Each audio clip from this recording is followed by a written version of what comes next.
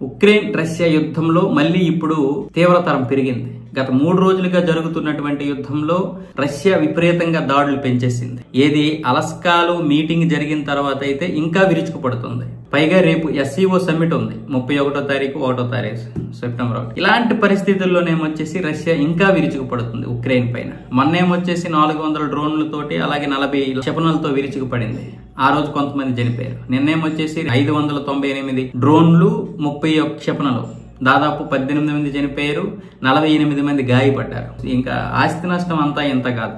ఈ రోజు ఏమొచ్చేసి ఒడిశా ప్రాంతంలో ఉన్నటువంటి ఒక పెద్ద భారీ నౌకనే రష్యన్ డ్రోన్ అయితే పేల్చేసింది, 2 ముక్కలు చేసేసింది. అసలు పూర్తిగా అది నాశనం అయిపోయింది. కనీసం మరమ్మతులకు కాదు, దేనికి పనికి రాకుండా పోయింది. అందులో ఇప్పుడు 5-6 గల్లంత అయిపోయారు, ఒకరు చనిపోయారు, కొంతమంది ఏమొచ్చేసి గాయపడ్డారు. అలాంటి పరిస్థితి. దాన్ని ఉక్రెయిన్ ధృవీకరించింది, రష్యా ధృవీకరించింది. అది అతిపెద్ద నౌక, అది ఉక్రెయిన్ లో ఉన్నటువంటి నేవీలో అతిపెద్ద నౌక అదే. దాన్ని కూడా పూర్తిగా లేపేసింది రష్యా. దీని గురించి ఇప్పుడు ఇక్కడ మన భారత్ లో ఉన్నటువంటి న్యూఢిల్లీలో ఉన్నటువంటి ఉక్రెయిన్ రాయబారి పొలిస్చుక్ మాట్లాడుతూ, ఈ భారత్ అనేది అక్కడ చమురు కొండం వల్లే విపరీతంగా అక్కడ రష్యా మాపై విరుచుకుపడుతుంది. రష్యా రాయితీకి చమురు ఇవ్వడం వల్ల భారత్ లాభపడుతుంది అనుకుంటుంది, కానీ భారత్ కంటే రష్యానే ఎక్కువ లాభపడుతుంది.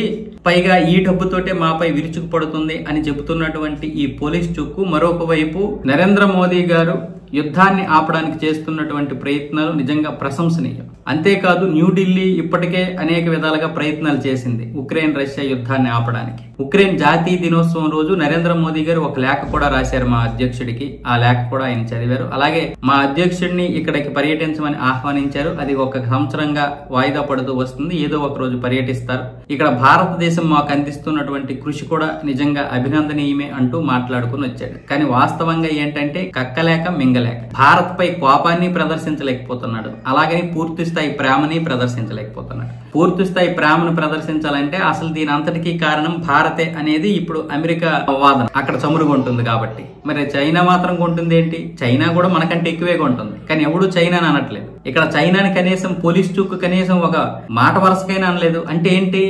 ఏదైనా మాట్లాడు కానీ చైనాని మాత్రం ఈ మధ్యన తీసుకురాకు అనేది అక్కడ నుంచి పైనుంచి ఆర్డర్లు వస్తాయి కదా, మాటల్లో కూడా అర్థమవుతుంది. ఇది గట్టిగా మాట్లాడలేము. భారత్ని ఏదైనా నిందిస్తామంటే మరి చైనా గురించి మాట్లాడతారు కదా. మరి చైనా కూడా చమురుకుంటుంది కదా, అప్పుడేం సమాధానం చెప్తావు నువ్వు?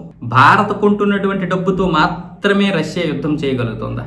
చైనా మరి ఇచ్చింది డబ్బు కాదా? ఒట్టి పేపర్లు ఇస్తుందా, లేకపోతే చెట్టు ఆకులు ఇస్తుందా? అది డబ్బే ఇస్తుంది కదా. దాని గురించి మాట్లాడాల్సి వస్తుంది కదా.